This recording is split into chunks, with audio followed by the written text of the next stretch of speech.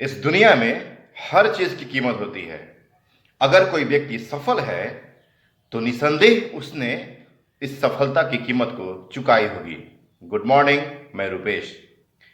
दोस्तों, आज अपने अगल बगल में या फिर इंडिया के टॉप मोस्ट लोगों को आप देखें, जो भी व्यक्ति सफल है उसने उसकी कीमत को चुकाई है। आप उसकी जीवनी को देखें, समझें।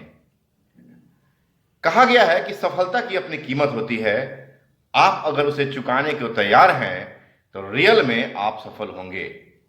आप देखते होंगे क्लास में एक ही शिक्षक के द्वारा पढ़ाए गए काफी बच्चों में कुछ बच्चे ही सफल हो पाते हैं। जरूरी नहीं है कि वो सारे बच्चे जो सफल हुए हैं वो बहुत इंटेलिजेंट थे, या जो असफल हुए हैं वो बिल्कुल इंटेलिजेंट नहीं थे। दोस्तों, निरंतर अभ्यास से यह संभव है। अगर कोई बच्चा, अगर कोई व्यक्ति बहुत इंटेलिजेंट नहीं है और अगर वो कंटिन्यू मेहनत करता है तो सफल हो जाएगा। दोस्तों, इन बातों को बताने के लिए एक छोटी सी स्टोरी बताना चाहूंगा।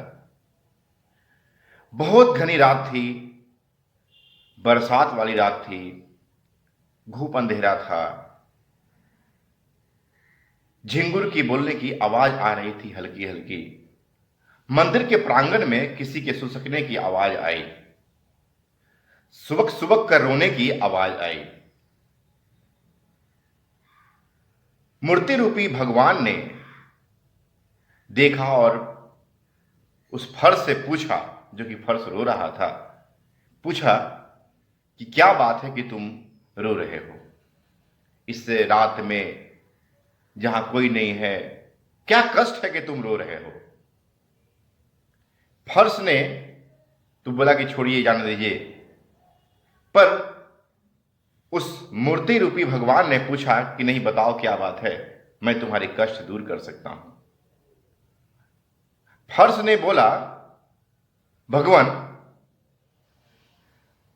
मुझे बहुत कष्ट है, मैं डेली तिल तिल मरता हूं। जिस खान से मेरी उत्पत्ति हुई उसी खान से आप जिस मूर्ति में विराजमान हैं, वही पत्थर वहां से भी आया और मैं भी वहीं से आया। उसी ट्रक से मैं आया जिस ट्रक से ये पत्थर आया। हम दोनों साथ में ही आए थे, दोनों भाई ही हैं एक तरह से, हमारी मां भी सेम है। लेकिन क्या कारण है कि आप पर फूल माले चढ़ाए जाते हैं, लोग दूर दूर से आते हैं, आपके चरणों को पूजा करते हैं, प्रणाम करते हैं, और मुझे देखिए मेरे छाती पर पैर रख कर आते हैं। गंदी गंदी नालियां भी बहती हैं और मुझे रौंदते हुए चले जाते हैं और आप पर फूल अर्पण करते हैं। क्या कारण है भगवान? मेरा क्या दोष है? मेरा क्या कर्म है? पहले तो वो भगवान मुस्कुराए, वो मूर्ति मुस्कुराई और बोली, इसका भी कारण तुम ही हो। बोला, कैसे?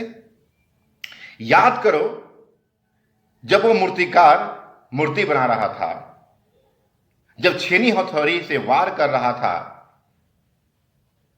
तो तुम मुझे देख के मुस्कुरा रहे थे, और जब तुम पर हथौड़ी छेनी का वार पड़ा तुम टूट के बिखर गए, बोले कि हमसे बर्दाश्त नहीं होगा, और तुम टूट गए। मैं बर्दाश्त करते रहा, बर्दाश्त करते रहा, बर्दाश्त करते रहा, और बर्दाश्त करते करते मैंने ये देखा कि आज मैं दुख दर्द बर्दाश्त कर लेता हूं तो कल मेरी मूर्ति बनेगी, मैं कल पूजा जाऊंगा।